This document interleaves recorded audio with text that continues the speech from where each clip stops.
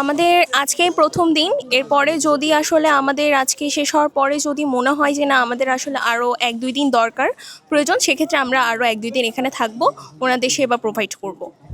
আমাদের কাছে মূলত আসলে জ্বরের রোগী, তারপরে ঠান্ডার, এরপরে হচ্ছে ডায়রিয়া, বাচ্চাদের জন্য হচ্ছে অ্যালার্জি, যেহেতু ধুলাবালি এখানে প্রচুর পরিমাণে, এরকম রোগী আসলে আমরা মূলত এখানে পাচ্ছি। ইমার্জেন্সি সেক্টরের জন্য আমরা মূলত নাপা, তারপরে হচ্ছে জ্বরের অ্যালার্জির জন্য হচ্ছে ফেক্সো, মোনাস, আর হচ্ছে ঠান্ডার জন্য ফেনাডিন, অফকফ, এগুলো বাচ্চাদের জন্য রাখছি। আর হচ্ছে বড়দের জন্য হচ্ছে ডায়রিয়ার জন্য স্যালাইনের ব্যবস্থা আছে। এবং মূলত যেটা আসলে সবাই দেখে না, যে মেয়েদের যদি কারো এখানে হঠাৎ করে সমস্যা শুরু হয়ে যায়, তো সেক্ষেত্রে মেয়েরা হচ্ছে এখানে সঠিক ব্যবস্থাটা পাচ্ছে না, সেজন্য আমরা হচ্ছে স্যানিটারি ন্যাপকিনের ব্যবস্থাটা অনেক বেশি গুরুত্ব দিয়ে রাখছি আর কি। এটা মানব সেবা।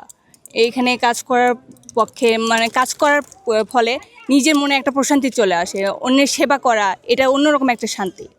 এখানে অনেক অসহায় মানুষ আছে যারা সঠিক সেবা পাচ্ছে না, তাদের কি দরকার সেটা অনেকে দেখছে না, সরকার এই বিষয়ে আগাচ্ছে না।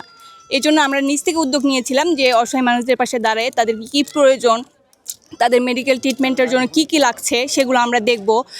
এর পরবর্তীতে যদি আরও কিছু প্রয়োজন হয় আমরা পরবর্তীতে আবার আসার চেষ্টা করব।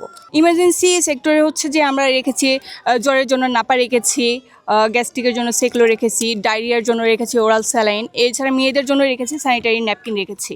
যদি এরকম কিছু হয় আমরা আমাদের ভলেন্টিয়াররা নিজ দায়িত্বে তাদেরকে মেডিকেলে নিয়ে যাওয়ার ব্যবস্থা করা হবে। আর পরবর্তীতে চিকিৎসার জন্য আমরা এই দায়িত্ব নিতে পারি যদি সম্ভব হয় সেক্ষেত্রে। আমি মূলত সহযোগিতা করার জন্য মানুষদেরকে এই ফাউন্ডেশনের সাথে যুক্ত হয়েছি। আলহামদুলিল্লাহ, এখানে দেখলাম যে এখান থেকে অনেক কাজ করা হচ্ছে, আসলেই সহযোগিতা প্রদান করা হচ্ছে। জি, আলহামদুলিল্লাহ, অবশ্যই ভালো অনুভূতি হওয়ার কথা, কারণ এখানে আসাটাই হচ্ছে মূলত মানব সেবার জন্যে।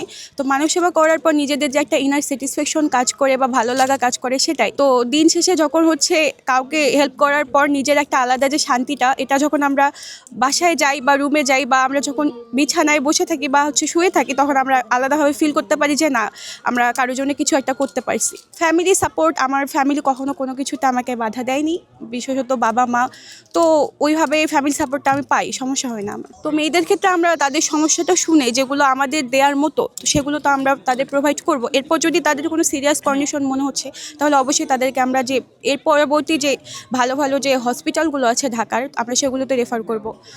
এখানে হচ্ছে সকাল থেকে এ পর্যন্ত আমরা ম্যাক্সিমাম ঠান্ডা, জ্বর, কাশি, আর কিছু দেখেছি আপনার ড্রেসিং করতে হবে, কাটাছেঁড়া, এই ধরনের রোগী। তো বড় কোনো যদি সমস্যা হয় সেক্ষেত্রে আমরা এখানে মূলত প্রাথমিক চিকিৎসাটা দিচ্ছি। বড় কোনো সমস্যা হলে আমাদের ডাক্তার হচ্ছে প্রয়োজনীয় জায়গায় রেফার করে দেবে। সেক্ষেত্রে হচ্ছে অথবা আমাদের পক্ষ থেকে তাদের চিকিৎসা খরচটা হয়তো বা বহন করা হবে। আমরা মূলত বাচ্চাদের, তারপরে মেয়েদের যেই সব সমস্যাগুলো, জ্বর, ঠান্ডা, কাশি, আমরা দেখেছি কিছু মানুষদের বাচ্চাদের ডায়রিয়াগত প্রবলেম আছে, যেহেতু এখানে আগুন লাগছে। আগুন লাগার পরবর্তী যে সময়টা, আমরা গত 26 তারিখ আমাদের 2টা টিম আসছিল। আমরা যেদিন আগুন লাগছে তারপরে আমরা একটা অবজারভেশনে ছিলাম।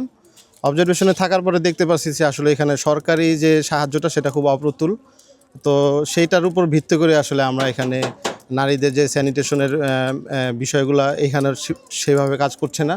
তো আমরা জ্বর, ঠান্ডা, কাশি, হ্যাঁ, তারপরে প্রাথমিক চিকিৎসা, আর যদি পরবর্তীতে ডাক্তার রেফার করে কোনো জরুরি সেবা দরকার হয়, সেক্ষেত্রে আমরা আশেপাশে কুর্মিটোলা হসপিটাল কিংবা ঢাকা মেডিকেলে আমরা তাদেরকে নিয়ে যাব এবং সেই অনুযায়ী তাদেরকে চিকিৎসা সহায়তা অব্যাহত থাকবে।